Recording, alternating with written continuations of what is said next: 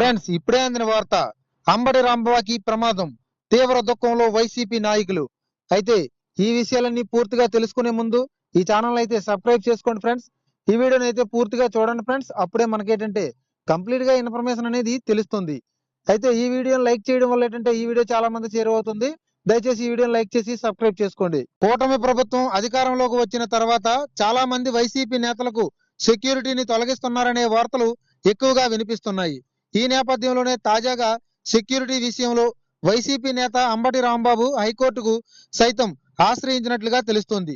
తనకు ప్రాణహాని ఉందని, అందుచేత తనకు భద్రత పెంపుపై సహకరించాలి అంటూ అందుకు తనకు ప్రభుత్వానికి ఆదేశాలు జారీ చేయాలంటూ మాజీ మంత్రి వైసీపీ నేత అంబటి రాంబాబు సైతం హైకోర్టును ఆశ్రయించారు.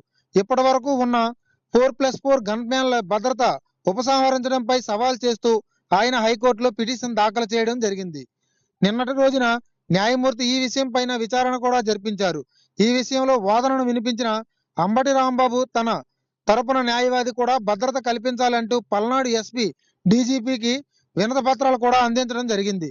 ఈ సందర్భంగా అంబటి రాంబాబు ప్రస్తుతం ఎక్కడ నివసిస్తున్నారు అనే ప్రశ్న లాయర్ మీదుగా అందుకు సమాధానంగా ఆయన గుంటూరులోనే ఉన్నారని ఆయన తరపు న్యాయవాది సమాధానం తెలియజేశారు. అయితే మరి పల్నాడులో వినతి పత్రం ఇస్తే ఎలా అంటూ అధికారులు ప్రశ్నించారు.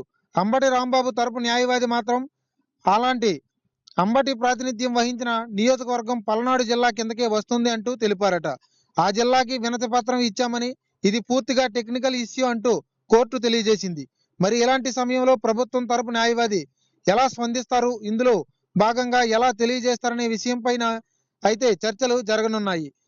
ఇలాంటి నేపథ్యంలో తమ తదుపరి విచారణ ఈ నెల 10వ తేదీని ఇచ్చి వాయిదా వేసినట్లుగా సమాచారం. ఇప్పటికే చాలా మంది వైసీపీ నేతలకు గన్మెన్లను కూడా తొలగించడం జరిగింది కూటమి ప్రభుత్వం. అయితే ఎంతటి విషయాన్నైనా 2 నిమిషాల్లో మీ ముందుకు తీసుకొస్తున్న 02 మినిట్స్ వరల్డ్ ఛానల్ ని సబ్స్క్రైబ్ చేసుకుంటారని దయచేసి కోరుతున్నాం.